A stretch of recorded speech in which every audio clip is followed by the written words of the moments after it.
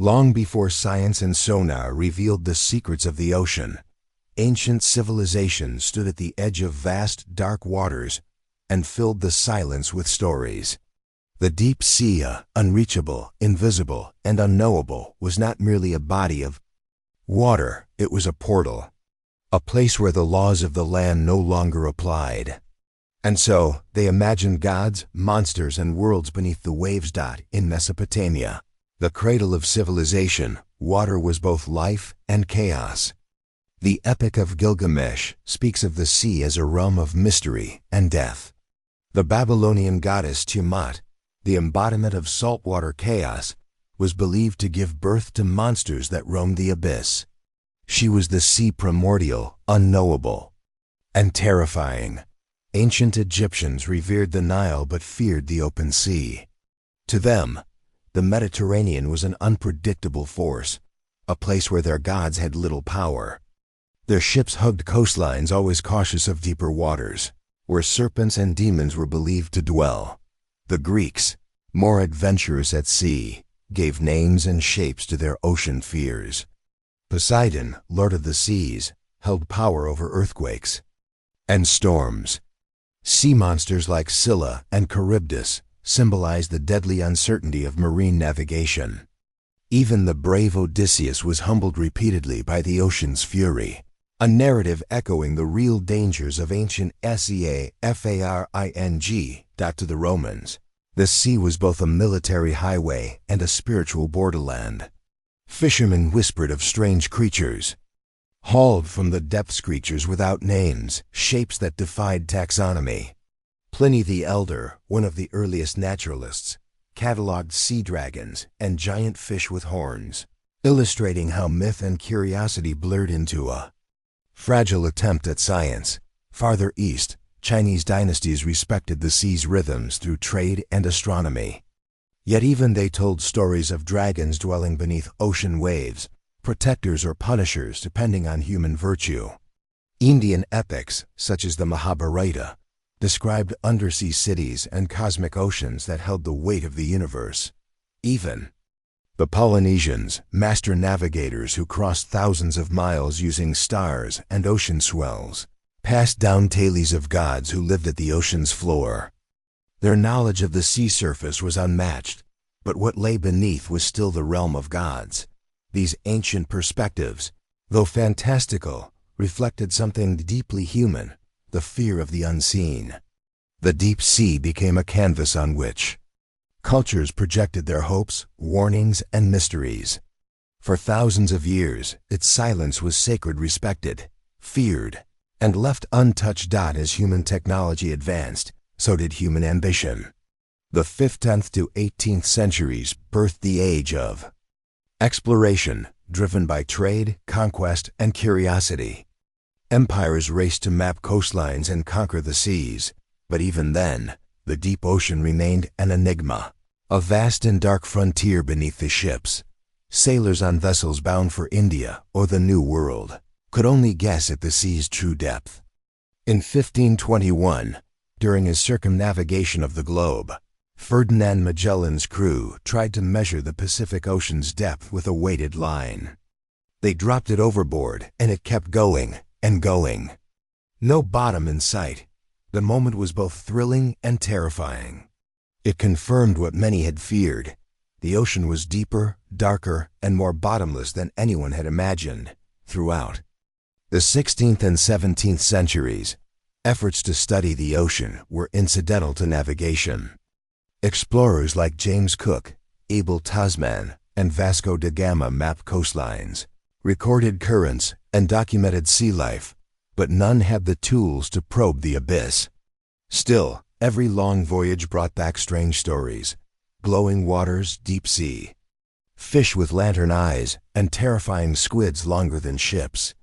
Most were dismissed as sailor tales, yet a seed of scientific curiosity had been planted. By the 18th century, as the Enlightenment spread, oceanography began to take form not as a term, but as a mindset. Royal navies, now equipped with better instruments, attempted deeper soundings using hemp ropes and lead weights.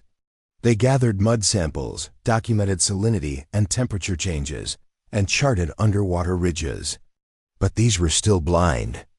Touches, fingers brushing the skin of an unseen giant dot.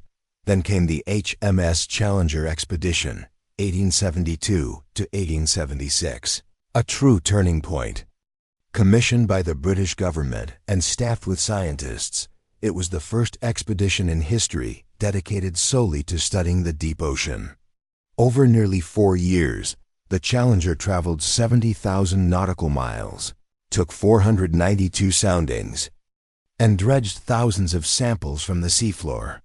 The team cataloged over 4,700 new species, recorded ocean temperatures at various depths, and uncovered geological features that hinted at a living, shifting underworld. The most profound discovery wasn't biological, it was philosophical. The deep sea was not lifeless, as previously assumed. Even in the pitch-black cold, at crushing pressures, life endured. Some organisms had no eyes, some glowed, and many had never seen the sun. The deep ocean was not a watery grave, it was a world unto itself. The success of the Challenger awakened the world to a staggering reality. Earth had more unexplored territory below the sea than above it. And yet, the fragility of these ecosystems was not yet understood. That warning would come later. The 19th century did more than power. Factories and railroads, it ignited a global hunger for resources, and the oceans were not spared. As coal and steam engines replaced sails, the world's relationship with the sea shifted.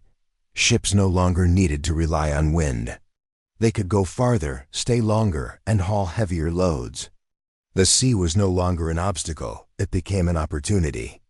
And deep waters, once feared, were now measured in profit margins. Whaling exploded across the globe. Massive fleets hunted whales not just for meat, but for oil, bones, and ambergris. Though whaling had existed for centuries, industrialization mechanized it. Steam-powered vessels and harpoon cannons turned a dangerous chase into a deadly harvest. Whale populations plummeted, particularly deep-diving species like the sperm whale, which were prized and often found in deeper ocean zones. Meanwhile, commercial fishing also expanded beyond shallow coastal waters. The invention of the trawling net and later deep-sea long lines allowed fleets to descend into previously unreachable ecosystems. Species once thought rare like orange roughy, Patagonian toothfish, and deep-sea shrimp suddenly appeared on dinner plates across Europe and America. But these species had not evolved to reproduce quickly. Many deep-sea fish live hundreds of years and reproduce slowly. Overfishing wasn't just an economic concern, it was an ecological time bomb. Scientists didn't yet understand the fragile balance of deep-sea biodiversity.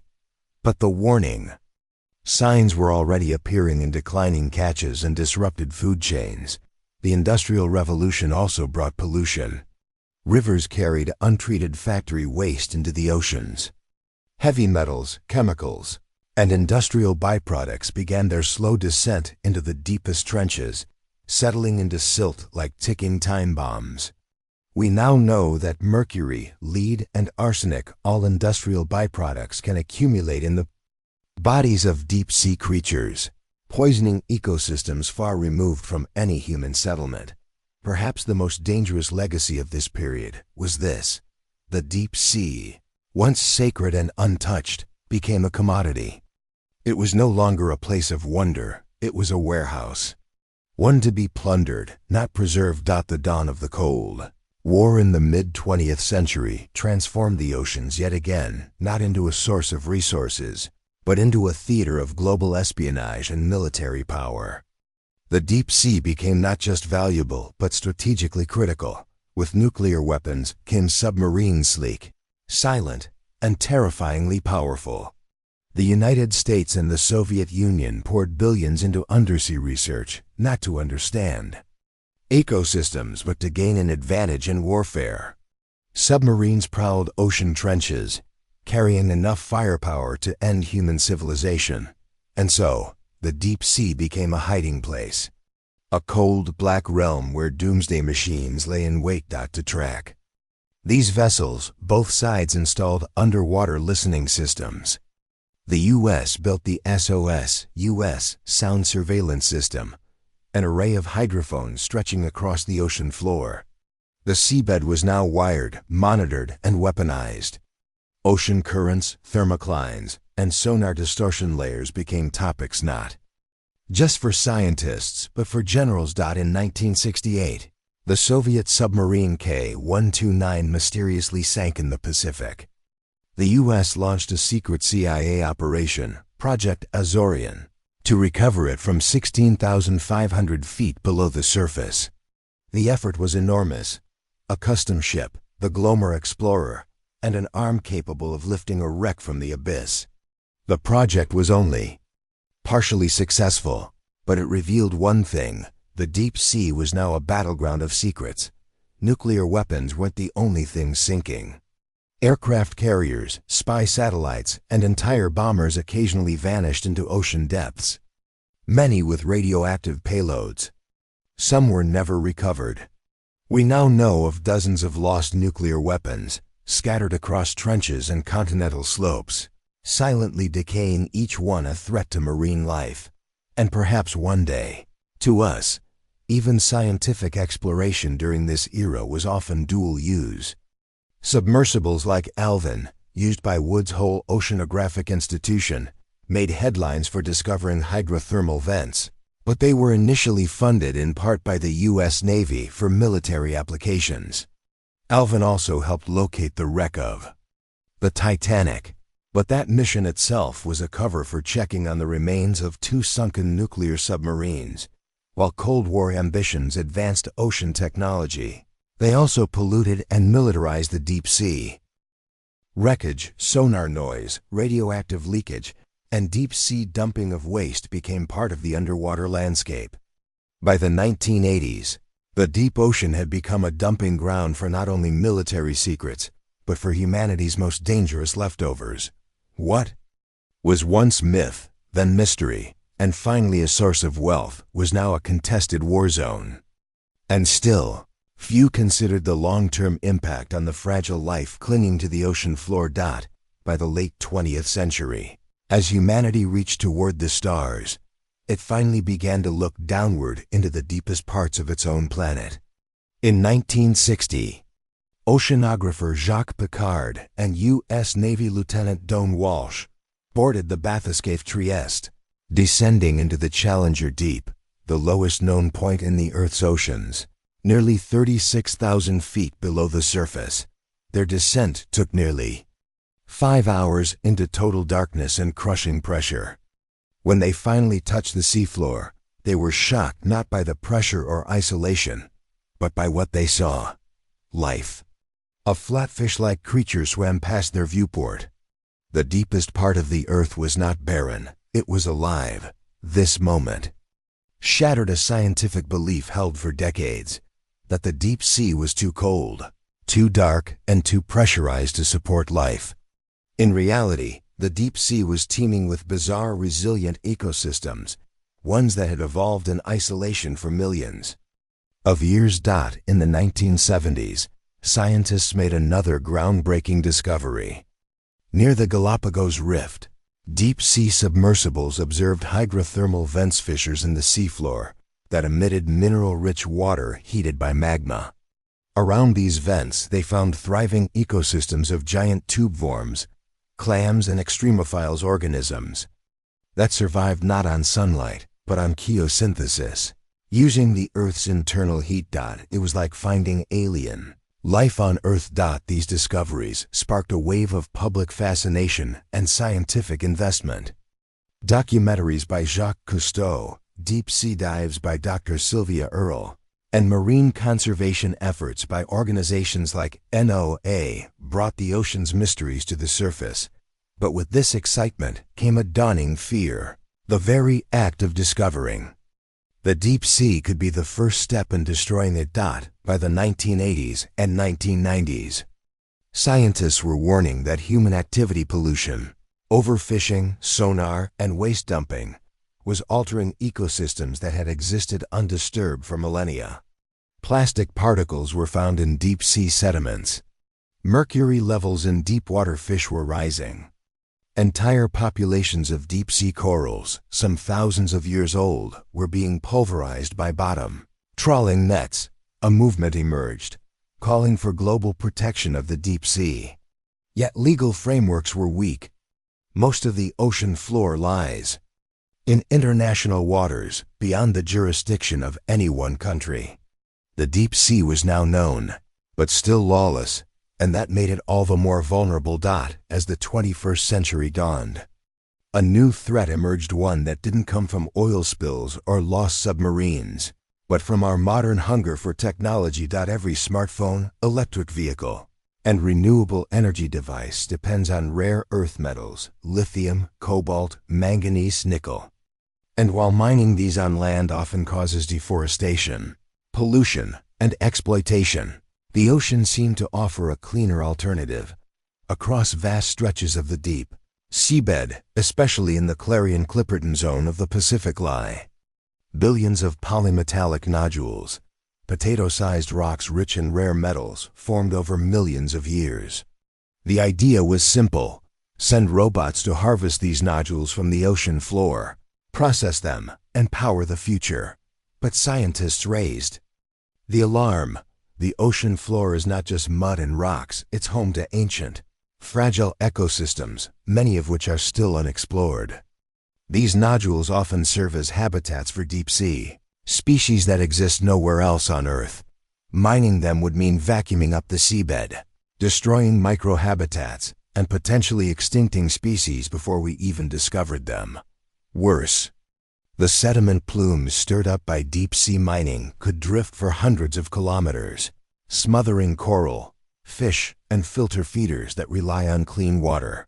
The damage wouldn't be localized, it could be ocean-wide, yet the race was already underway.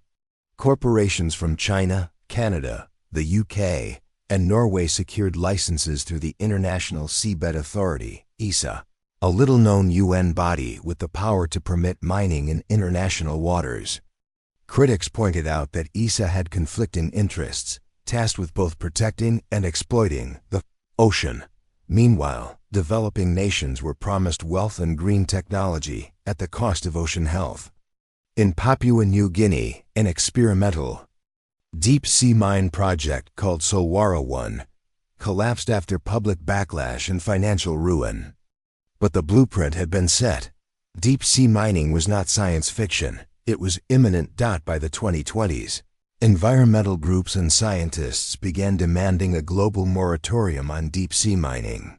Over 700 scientists, including leading oceanographers, warned that we lacked the data to assess long-term damage. They urged the world to pause, not to stop progress, but to understand the true cost, because once the ocean floor is destroyed, it may never recover. In the 21st century, humanity's impact on the deep sea reached a disturbing new level, not through machines or war, but through garbage. Plastic, once hailed as a revolutionary material, now threatens life in the most remote and unreachable parts of our planet. Over 14 million tons of plastic enter the ocean every year. While much of it floats or washes up on beaches, a significant portion sinks. It drifts downward through the twilight zone, past dying jellyfish and falling marine snow, until it settles into the deepest trenches. In 2018, scientists retrieved samples from the Mariana Trench, the deepest place on Earth. Inside amphipods, tiny crustaceans living more than 10 kilometers below the surface. They found microplastics. Not one or two particles, but dozens. Some of these creatures had never seen sunlight, never encountered humans. And yet, they were filled with our waste. Plastic is just the beginning. The deep ocean is the largest carbon sink on the planet. It absorbs more than a third of the CO we release into the atmosphere. It stabilizes global temperatures, stores heat, and controls the Earth's climate like a giant thermostat. But this invisible service comes at a cost.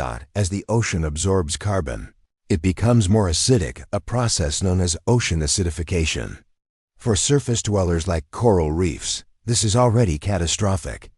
But deep-sea life, which evolved under ultra-stable chemical conditions, may be even more vulnerable. A tiny pH shift could collapse entire ecosystems. Add to that climate change. As the planet warms, ocean currents weaken, and heat penetrates deeper layers. In places once defined by icy stillness, scientists now detect rising temperatures. 4.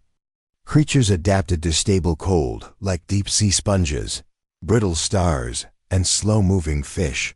This is a death sentence. What's worse, scientists are still discovering new species at depths of 4,000 to 6,000 meters, and we're polluting them faster than we can name them. From ghostly Dumbo octopuses to vampire squids, these evolutionary marvels are dying silently, buried beneath our shopping bags, fast fashion fibers, and chemical runoff. The deep sea, once thought untouchable, is now under siege from above. Not by choice, not by design, but as a byproduct of everything we discard. If the deep sea were land, it would be the largest territory on Earth, and yet, it belongs to no one. Or rather, it belongs to everyone, and that's the problem. Roughly 2/3 of the ocean lies outside any nation's jurisdiction.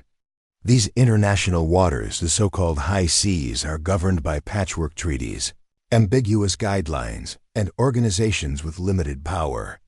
Chief among them is the United Nations Convention on the Law of the Sea, UNCLOS. Established in 1982, it was designed to promote peace, regulate fishing, and define maritime boundaries. But when it comes to the deep sea, UNCLOS falls short. International Seabed Authority, ISA, created under UNCLOS, is responsible for overseeing mining activities in international seabeds. But it has a dual mission: protect the marine environment and authorize mineral extraction. This contradiction has drawn criticism from scientists, environmentalists, and even legal scholars. How can an organization both guard and exploit the same territory? Meanwhile, loopholes abound. Nations can conduct scientific research that doubles as resource surveys. Companies can partner with developing countries to secure mining contracts under the guise of economic aid. Fishing fleets deploy bottom trawlers across unregulated areas, scraping thousand-year-old corals and crushing habitats with no accountability. Despite this, resistance is growing. In 2022, a coalition of Pacific Island nations, including Fiji, Samoa, and Palau, called for a moratorium on deep-sea mining, citing threats to their cultural identity, biodiversity, and economic future.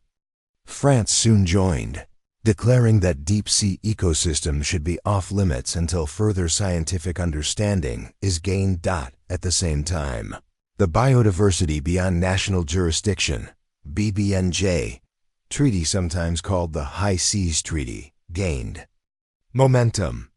Its goal: create marine protected areas in international waters, allowing for coordinated conservation on a global scale.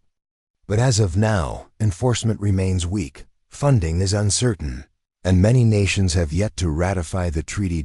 In the vacuum of governance, private companies are moving fast.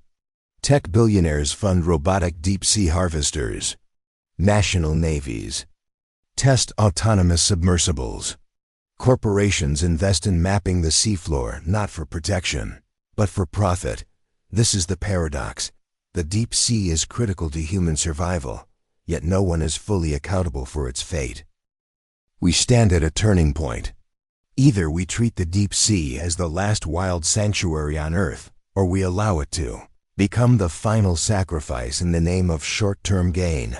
For all our technological brilliance, for the satellites we've sent beyond the solar system and the rovers we've driven across Martian soil, more than 80% of our own ocean remains unexplored. And no region is more mysterious than the deep sea. We know more about the surface of the moon than we do about the hadopelagic zone, the pitch-black world beneath 6,000 meters. Scientists estimate there could be millions of undiscovered species dwelling below, from translucent crustaceans to bioluminescent cephalopods, and alien-like life around methane seeps and brine pools. Every new expedition uncovers something extraordinary. In 2016, researchers found glass sponges off the coast of Hawaii, creatures that filter feed in slow motion and can live for over 10,000 years. In the Indian Ocean, they discovered deep-sea sharks that glow in the dark. Some trenches harbor ecosystems that haven't changed since the age of dinosaurs. But here's the terrifying reality. We may destroy these wonders before we even know they exist. Deep-sea mining companies are already targeting areas that remain biologically unmapped. Trawling fleets drag nets across seamounts, underwater mountains teeming with unknown life, reducing them to rubble. Noise pollution from submarines and underwater drilling disrupts the mating, migration, and navigation of deep-sea whales and giant squid. Sediment clouds from mining operations could suffocate entire ecosystems in one pass, and we won't even realize it until it's too late. Unlike rainforests or coral reefs, deep-sea ecosystems don't have the luxury of visibility. There are no tourist boats watching jellyfish dance, no social media campaigns for glowing worms or ancient sponges. The deep ocean suffers in silence and darkness, invisible casualties of human ambition. Scientists are racing against time. Each deep-sea expedition is a revelation and a warning. Each new species cataloged is a fragile victory. But as funding dwindles and commercial pressure mounts, the question grows louder: will we map the deep sea or mine it to death? So, is the deep sea in danger? Historically, it began as a mythic realm, a place where gods and monsters dwelled, untouchable and sacred. Over centuries, human curiosity turned myth into science. We explored, measured, and discovered that life exists in even the coldest, darkest corners of the earth. But alongside discovery came exploitation, from industrial overfishing to cold war militarization, from plastic pollution to the looming threat of deep-sea mining. We have steadily marched into the abyss with machines, waste, and profit motives, rarely stopping to ask what we are erasing. And yet, this is not a hopeless story. The deep sea has endured for billions of years. It has survived asteroid impacts, mass extinctions, and continental shifts. It is resilient, but it is not invincible. Today, the deep sea stands at a crossroads. It can either become the final victim of our blind consumption, or the first ecosystem we choose to protect before it's too late. This is more than a story of environmental decline. It is a mirror showing us who we are and who we might become. Will we treat the deep sea as a dumping ground, a gold mine, a battlefield? Or will we finally see it for what it truly is, the beating heart of our planet? The choice is ours. But the clock is ticking, and the deepest parts of our world are waiting for us to decide. For all our technological brilliance, for the satellites we've sent beyond the solar system and the rovers we've driven across Martian soil, more than 80% of our own ocean remains unexplored. And no region is more mysterious than the deep sea. We know more about the surface of the moon than we do about the hadopelagic zone, the pitch-black world beneath 6,000 meters. Scientists estimate there could be millions of undiscovered species dwelling below, from translucent crustaceans to bioluminescent cephalopods, and alien-like life around methane seeps and brine pools. Every new expedition uncovers something extraordinary. In 2016, researchers found glass sponges off the coast of Hawaii, creatures that filter feed in slow motion and can live for over 10,000 years. In the Indian Ocean, they discovered deep-sea sharks that glow in the dark. Some trenches harbor ecosystems that haven't changed since the age of dinosaurs. But here's the terrifying reality. We may destroy these wonders before we even know they exist. Deep-sea mining companies are already targeting areas that remain biologically unmapped. Trawling fleets drag nets across seamounts, underwater mountains teeming with unknown life, reducing them to rubble. Noise pollution from submarines and underwater drilling disrupts the mating, migration, and navigation of deep-sea whales and giant squid. Sediment clouds from mining operations could suffocate entire ecosystems in one pass, and we won't even realize it until it's too late. Unlike rainforests or coral reefs, deep-sea ecosystems don't have the luxury of visibility. There are no tourist boats watching jellyfish dance, no social media campaigns for glowing worms or ancient sponges. The deep ocean suffers in silence and darkness, invisible casualties of human ambition. Scientists are racing against time. Each deep-sea expedition is a revelation and a warning. Each new species cataloged is a fragile victory. But as funding dwindles and commercial pressure mounts, the question grows louder: will we map the deep sea or mine it to death? So, is the deep sea in danger? Historically, it began as a mythic realm, a place where gods and monsters dwelled, untouchable and sacred. Over centuries, human curiosity turned myth into science.